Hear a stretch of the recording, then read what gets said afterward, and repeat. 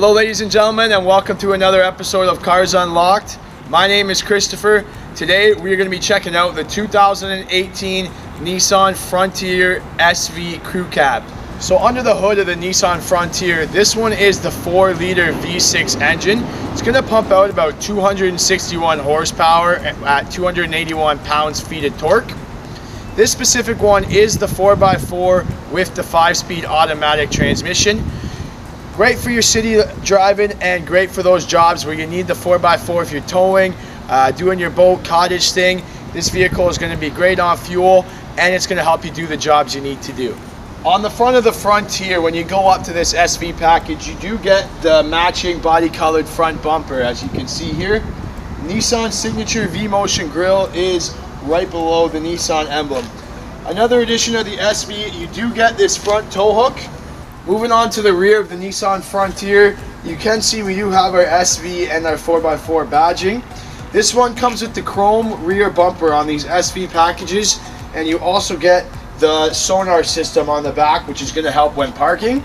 It does have the illuminated license plate, and it does make for a little easier step when you're going into the back of the vehicle. Also to help with parking is the backup camera, which is right under our liftgate handle here, which I can open up. On the bed of the Frontier, you can see we do have this nice Nissan Utili-track where I can put my tie downs in here. Perfect for locking any load down or securing any load. It comes with 4, I only brought out 1, and you do have the bottom rails too you can place the tie downs on. Comes from the factory non-slip spray-on bedliner. Helps you getting in and out and stops your stuff from sliding around. These Frontiers can tow up to 6,200 pounds, and it does have a payload of about 1,300 pounds. So checking out the key, it is just the basic Frontier truck key. No intelligent keys with this Frontier. You just get the fob and the key, 2 separate pieces. You get the lock, the unlock, and the panic button. So nothing too fancy about the key, but let's unlock it and take a look at the inside. So nice gray interior when we jump inside here. I hop right into this gray cloth seat. The front 2 seats are heated as well. So pretty basic wheel, Bluetooth for your phone, cruise control. We do have our radio and volume controls as well. No automatic headlights, which is kind of a bummer in the Frontier. I wish I had automatic headlights, but you do have to turn those on and off. And then to the left, we have our mirror adjustments, our hill descent control, and our cargo lamp. The infotainment system is pretty basic in this Frontier. You don't get the navigation until you add it in this SV package, and it's called an SV Premium package. But this one comes with Nissan's standard 5-inch display. Similar to what's in our Nissan Sentras, our Versa Notes, and our base model Rogues. You have your AM, FM, your Sirius satellite, your Bluetooth audio streaming, and your CD player as well. But pretty basic screen there, nothing too fancy about it. Below that is the dual temperature control. That's a feature that you get when you go up to this SV package. So you can adjust the climate on each side. I can have one side hot and one side cold. And once I push this auto mode, it's going to turn everything on to get to these temperatures, just like the thermostat in your house. Below the infotainment system is our 4-wheel drive controls here. So I can take it from the 2-wheel drive to the 4 high and then into the 4 low. They advertise that you can switch it on the fly, but I recommend shifting into neutral before you switch it over. Our heated seats are below here, so here's our heated seats, one for the left side and one for the right side. And then we have our traction control and our rear sonar as well. So here are your gauges here.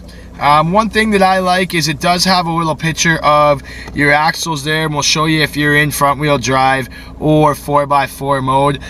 It'll just help make that switch easier, but very basic gauges there for your tachometer and your speedometer. So very basic shifter knob as well. I can flip it to the left here to go into my first gear, second gear, and third gear, but nothing really has changed with the Frontiers over time. It's very, very similar to previous models. They haven't redesigned the car in years like they have with their other vehicles. There's also a USB and auxiliary as well as our 12-volt accessory there as well to charge your phone and play music. And that is right next to the glove box, which opens up here. Not too big. Of course, we got our wheel locks in there as well, but there is two, one little small one and one large one there. So the backup camera comes on automatically when you put it in reverse, and then you do have the guidance lines which can help you gauge your distance. Perfect if you're backing up to a trailer or going into a boat ramp. So this one being the crew cab, you do get the extra seating in the back. As you can see, there isn't a huge amount of room here, but you do have those extra 3 seats if necessary. You can fold the seats down as well. If you want to put a little more stuff behind here, you can anchor car seats in the back as well behind the seat. And if you pop the seat forward, you do have a little bit of storage under here for your tools, and you can have the back area for extra storage. So there's not too much room for a big guy like me. I wouldn't want to sit in here for a long drive, but you do have that option of adding the seats. You have 2 cup holders here for your passengers. One thing that I do not like about the Frontier is it is a manual rear sliding glass window. So this window you have to manually open. There's no power like in some of the higher end trucks, which just becomes a pain in the ass. So thank you very much for watching another video. Don't forget, today we checked out the 2018 Nissan Frontier SV Crew Cab. Check out my other videos of the Frontier. Let me know what you think. If you have any questions about these vehicles, do not hesitate to ask me in the conversation below. Let me know how the Frontier compares to the truck that you have and your thoughts about it.